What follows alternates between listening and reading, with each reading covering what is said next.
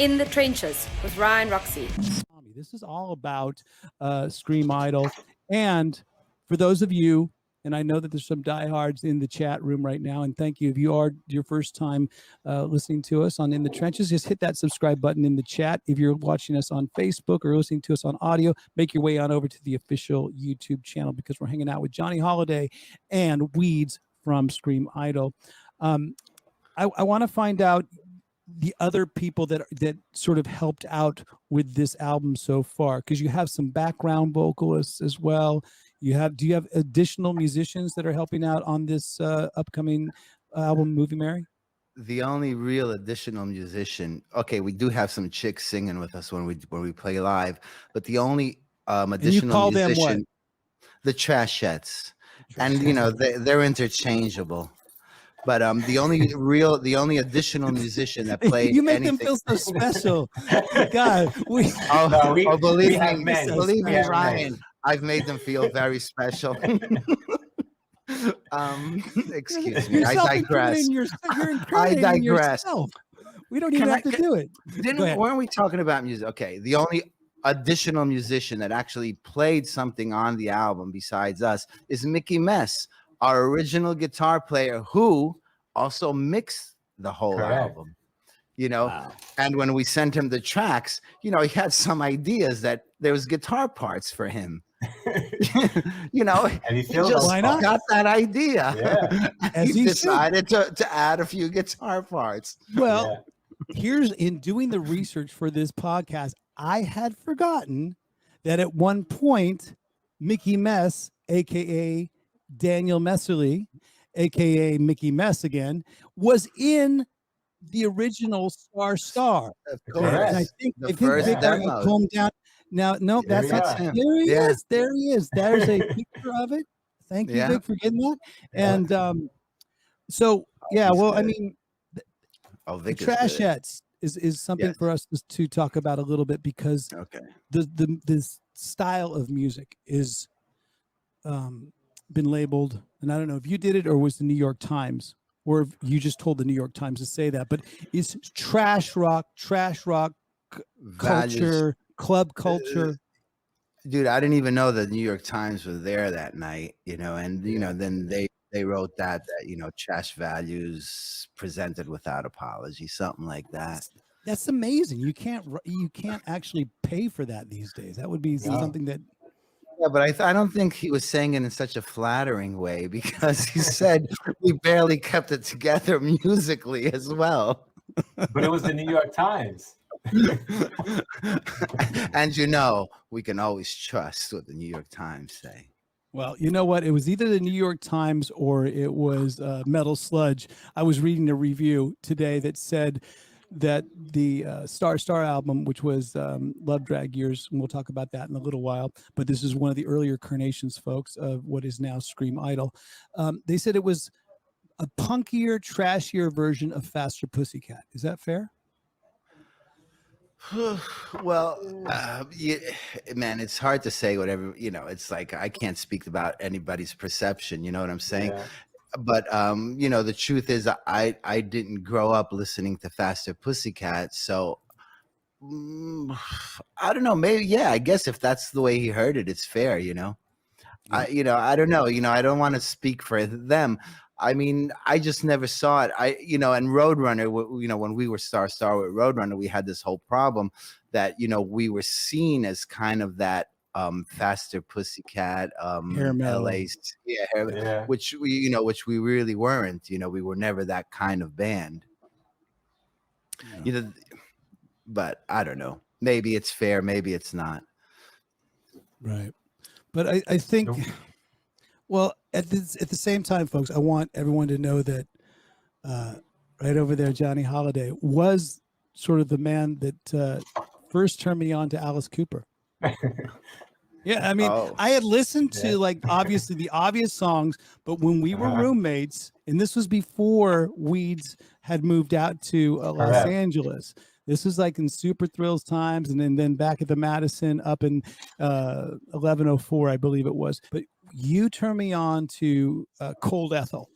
And I remember really falling in love with that song. I fell in love with the cowbell, the guitar riff, and everything. And there was a bunch of other bands that that you influenced me on and really turned me on to. But there might have been a couple bands that I sort of gave you a little bit. Hey, check this out. Yes. And I'm not sure if one of them was Hanoi Motley. Rocks. Hanoi Rocks. Okay. Right. Which is Rocks was definitely one of them.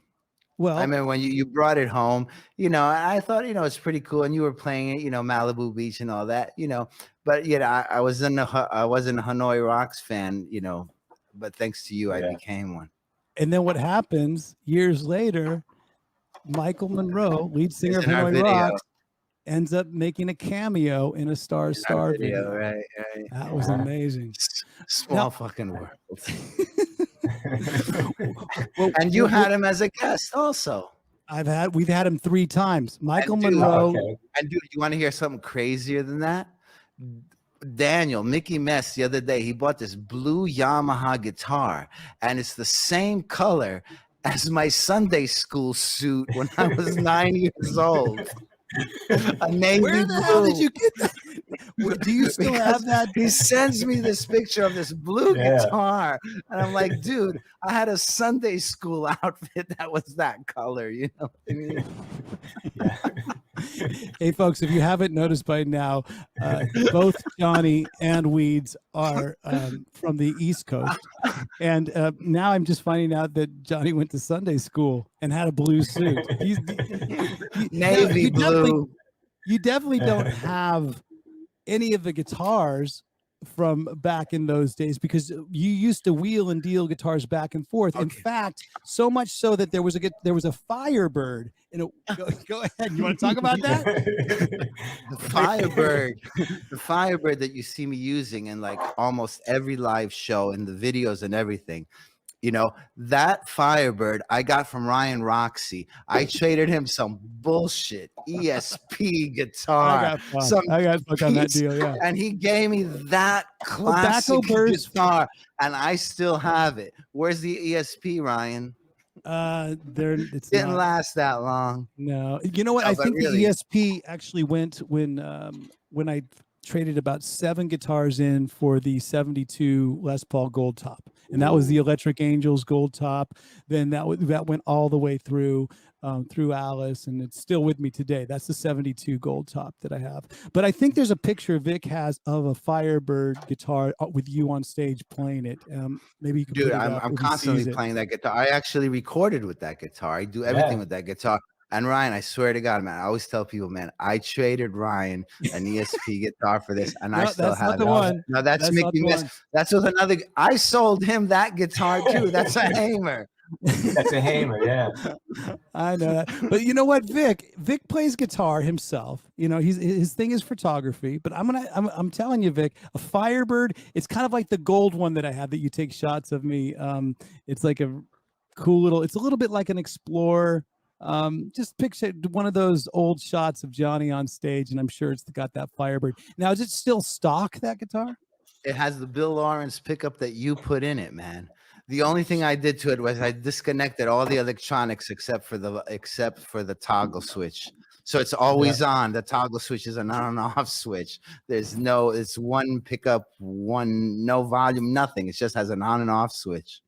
Well, I'm sure we're going to get into a little bit more in the equipment. That's the geeky stuff. That's the guitar. In the geeky stuff, and we'll do it in a little bit later, because, like I said, right now I still want to talk about this current album and what the plans are for it. The newest single, "Teenage Doom Disciple," is out now. All right, it's going to also be out right there. It's produced. Yeah, the video is Weeds. You know, it's kind of Weeds it's a mainly. Conglomeration of, it was co-produced by Mickey Mess, because he really did bring a lot to the recordings, man. When he mixed it, he didn't not only mix it, he brought his own dimension to it, which was great. And he would always ask me, "Is that okay? Is that okay?" And I said, "Dude, do whatever you want, man. You know, just bring your dimension to it, and we'll work it in." And that's what he did, and it's fine. And what was I going to say? Oh yeah, in September. October 2021. It's going to be out on CD, vinyl, and all the physical things as well. But we're going to release a bunch of singles before the physical full album comes out. Yeah. we're going to Keep release hyping a it. bunch of singles. Yeah. You know, like on June 18th, 10 days from today, the second single, Never Loved Me Back, will be out with the cool new video too. What a video. Nicely done. I think I Nicely look good done. in the video. I was checking out a lot of videos on the YouTube channel today. I saw a great, you guys did a great cover of the Partridge Family. I Woke Up in Love. Now, is that a transitional star to Scream Idol song, or is that strictly Scream Idol? It's a star to Scream Idol song, you know. Transitional period. Transcending. Yeah, okay. You know, it's a cool cover. You know, Weeds had met David Cassidy. He actually hung out with David Cassidy. When? And Weeds told me that David Cassidy had chicken legs. Yeah. That's what he told me. He goes, Weeds. he's cool, but his legs are so skinny.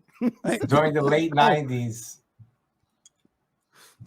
In the late 90s, I met him at the racetrack. He's a horse owner. He used to own horses. It was, yeah.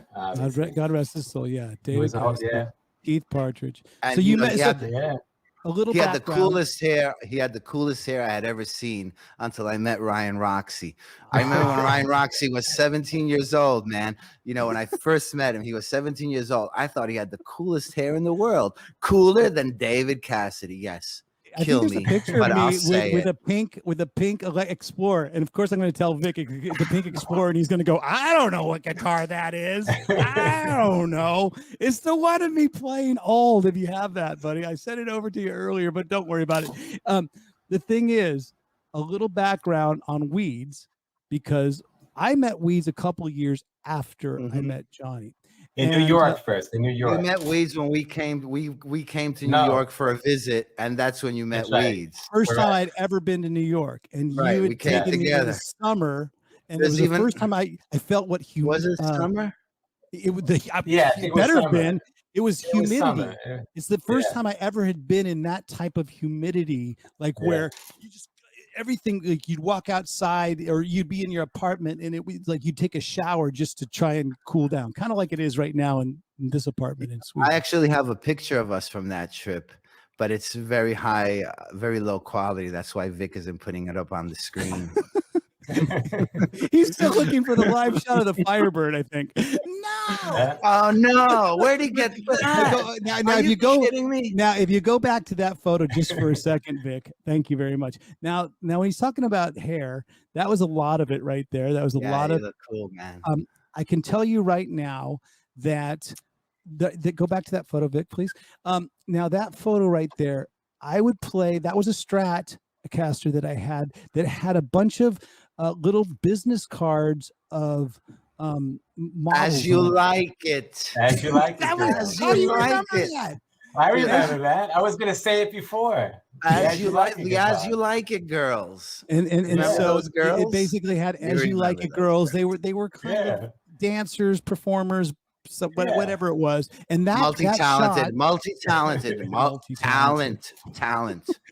But we have that photo back, Vic. If you can see, guess what club that is? And I can see TJ's arm in the background because it was that red leather jacket. I'd recognize it anywhere. But Johnnie, by the way, singing, that's me. Yeah, Johnnie's singing. And that visor, the infamous Dove Bar visor, that was a very famous visor in your world. But can you name the club? Now, yes, Madam Wong's. Yes, it was. Madam Wong's. Yes. Madam Wong's. Don't look Jonathan for it anymore, Daniels folks. set up those shows. Yes, you're right. Jonathan Daniel, bass player of Electric Angels, and now mega is so mogul. much information in here. I'm surprised that you have all this memory going. And Ryan. Oh, please don't. Jonathan You also had don't an want 8-track to know. You don't want to know. What were you saying, Jonathan's 8-track. I remember Jonathan's 8-track studio in Los Feliz. Yeah, Los Feliz. That was great. his father's house. I go, wow, man, great studio. That was the first time we recorded the Bye Bye Kitty. That was Bye Bye Kitty. Oh, That's dude, right. Michael Garnetsky wants that Bye Bye Kitty tape. Yeah. Michael Garnetsky right now is in the chat, which is quite Dude, cool. Michael Garnetsky called me 20 minutes before coming on the air. He goes, "Don't forget the Bye Bye Kitty." Yeah. Anyway, so everybody knows, Bye Bye Kitty was a project that Ryan did. It was a cassette project on the 4-track back in the day, you know. And Michael Garnetsky, our manager, heard it and he loved it. He loved it, and he still can't stop talking about it. Where is that cassette, Ryan? It's actually on the Roxy box. There's is. put all It's those there. songs in the Roxy box. I think it had L.A. Tramp on it, Big Brown Eyes, Save Your You only Prayers go for around Sunday. once. You only Oh, go I around love once. that. Oh, Dude, that's the that's best. my favorite song. Dude, that's my favorite song, man. Yeah. Okay, so How there much you go. want? How much you want for it? How much you want for it? Go right on the Yeah. fucking website and get the I remember those get the days. Roxy box. I'm Ryan Roxie, and I've taken all my years of experience of playing guitar, and I want to pass the torch of rock and roll on to you. Check out the System 12 guitar method.